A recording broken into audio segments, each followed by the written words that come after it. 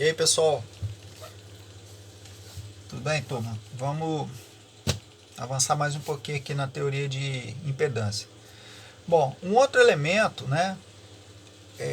Quando a gente falou lá de impedância, nós falamos que é todo elemento que se opõe à passagem de corrente elétrica em circuito de corrente alternada.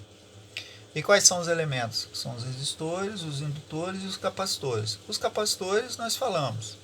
Vamos falar agora sobre um outro elemento, que é o indutor.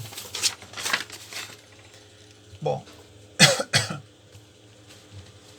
o indutor, ele é um dispositivo que armazena energia em forma de campo magnético, tá? Que está associado à corrente elétrica, ao contrário do capacitor que está associado à tensão.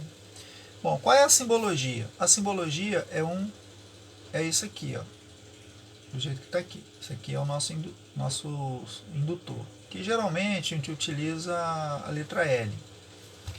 Qual a unidade de medida da indutância? Henry, que é um Hzinho assim.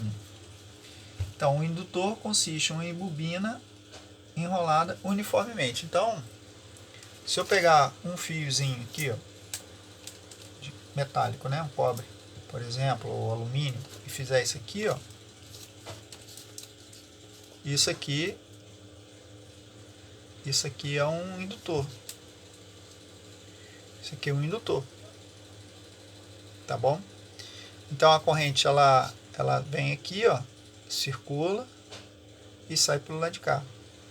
Então aqui no interior dessa bobina vai surgir o que a gente chama de campo magnético. Então tá aqui, ó, você tem a bobina, tá, enrolada, né, bobinada em cima desse tubo aqui. Esse tubo aqui eu chamo de núcleo. Esse núcleo ele pode ser núcleo de ar, ou seja, não tem nada, né? Não tem nenhum elemento aqui no centro. Pode ser de aço, por exemplo. Então, na verdade, pessoal, quando eu faço circular uma corrente I aqui, né? Isso aqui, na verdade, ele se comporta como um ímã. Então, você vai ter um norte e vai ter um sul. Ele vai se comportar como um ímã. Se você chegar com algum elemento ferroso aqui, uma ponta de um prego, por exemplo, ele vai atrair. Então aqui, ó, você tem a tensão alimentando a bobina, né? Quando a corrente circular aqui, vai passar no interior da bobina um campo magnético, que eu represento geralmente pela letra B. Então, transformando isso aqui na simbologia elétrica, você vai ter aqui a tensão de 12 volts, a fonte de tensão alimentando o indutor. Esse indutor, lembrando que ele é medido em R. Quando você alimenta o indutor por uma fonte de tensão alternada, quando vier o semiciclo positivo, você vai ter um campo magnético, por exemplo, nesse sentido. Então ele sai daqui e chega aqui. Então esse aqui vai ser o seu norte, esse aqui vai ser o seu sul. Quando vier o semiciclo negativo, o campo vai inverter. Esse aqui passa a ser o sul, esse aqui passa a ser o norte. Então você vai ter mais B aqui e aqui menos B. Quando você alimenta uma bobina com uma fonte de tensão alternada, surge o que a gente chama de reatância indutiva, de forma semelhante ao que acontece lá com o capacitor, né? Por quê? Porque uma hora a corrente ela vai estar num sentido, outra hora a corrente vai estar no outro sentido. Então você vai introduzir o que a gente chama de XL, que é a reatância indutiva. Então eu escrevi aqui, ó, em circuito AC, o indutor introduz o que chamamos de reatância indutiva, XL. Isso aqui é uma questão de notação, XL. Onde XL é 2πfL, onde F é a frequência medida em Hz e a indutância é L medida em R. E o XL é dado em ohms. Então vai imaginar aqui, ó, você tem um circuito alimentando uma bobina com uma indutância de 1R. Então o XL ele vai virar uma espécie de resistor, né? Tipo uma resistência, só que em corrente alternada. Então, 2πfL. Então, você pegar 2π vezes 60 vezes 1. Então, vai dar 120π ohms.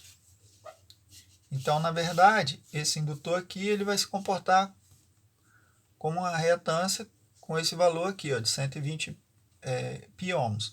Se eu quiser calcular essa corrente aqui, o que eu faço? Eu pego 12 volts e divido por 120π, que vai me dar o valor em amperes. Tá? Bom, se eu colocar dois indutores desse em série, né? Então, um indutor aqui ó, de 120π ohms, isso aqui vai dar mais ou menos 360 ohms, mais ou menos, né? Um pouco mais. Aqui também, 360 ohms. Então, você vai provocar uma queda de tensão de 6 volts aqui e 6 volts aqui, porque 6 mais 6 dá 12, né? Pela lei de Kirchhoff.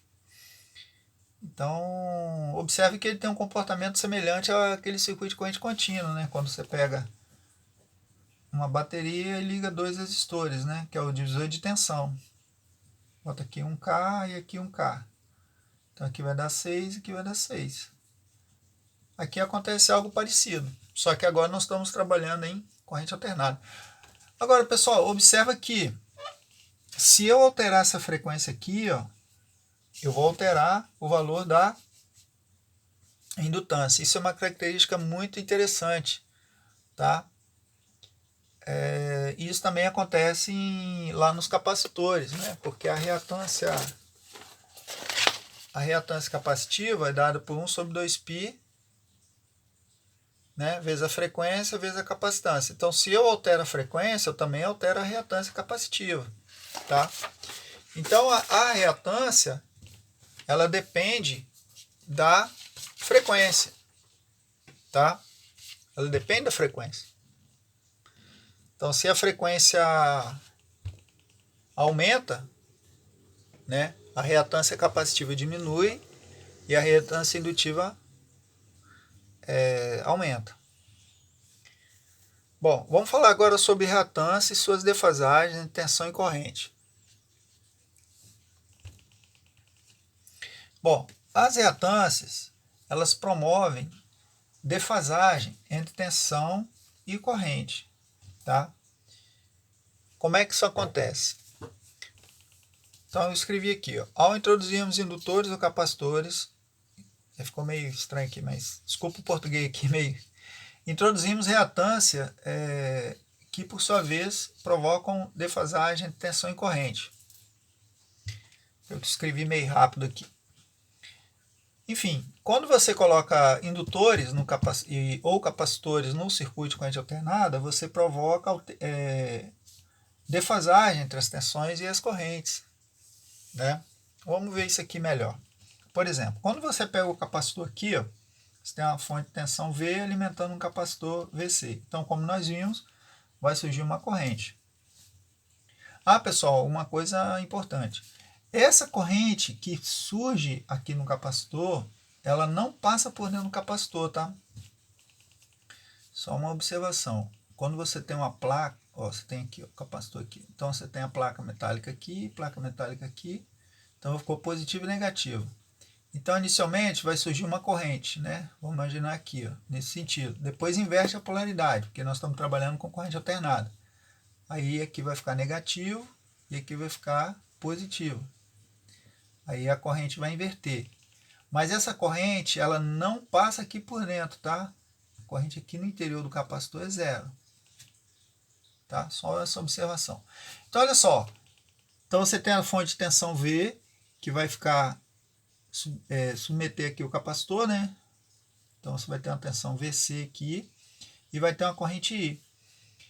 Quando você tem um circuito puramente capacitivo, né, vai acontecer isso aqui, ó. A tensão VC ela vai ficar atrasada em relação à corrente. Então a corrente I, ó, começando aqui, ó, a tensão VC ela vai ficar o quê? Defasada de 90 graus. Tá? Então a gente fala que a tensão VC está atrasada de 90 graus em relação à corrente I. Se você for fazer a representação fasorial disso aqui, né, você vai ter aqui a corrente I aqui, ó, e vai ter a tensão V aqui, ó, com uma defasagem de 90 graus. Certo? Menos 90. Lembrando que isso aqui está girando a uma velocidade angular, né? E no caso do indutor? No caso do indutor, né, o que vai acontecer? você vai ter uma tensão V alimentando o indutor, uma tensão alternada. Então, eu também vou introduzir o quê? Uma reatância. Só que no caso do indutor, né, quem vai ficar atrasado vai ser a corrente. Então, a corrente ela vai ficar atrasada de 90 graus. Então, a corrente, a tensão VL está aqui, ó, aí a corrente I está aqui. Ó. Então, você tem uma defasagem aqui de 90 graus. Então, nesse caso aqui, a corrente que está atrasada ou a tensão está adiantada, né, dá no mesmo. A corrente I está atrasada de 90 graus em relação à tensão V. Então, fasorialmente falando, né, você vai ter aqui, ó, a corrente I aqui